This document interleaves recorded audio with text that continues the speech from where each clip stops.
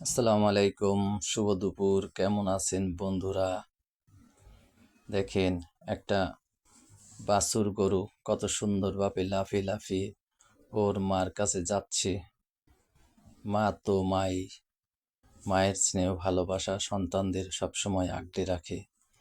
আমি যখন গরুটার পাশাপাশি যাচ্ছিলাম, বাছুরটা এক দৌড় দিয়ে ওর মার কাছে চলে গেল আত্মরক্ষার জন্য।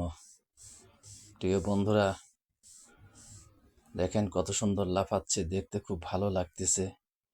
আসলেই মায়ের মমতার কাছে আর কিছুই থাকে না। দুনিয়াতে যদি, পৃথিবীতে যদি কোনো মায়া মহব্বত থাকে, তাহলে মা সন্তানের ভালোবাসার যে ভালোবাসা আর পৃথিবীতে হয় না।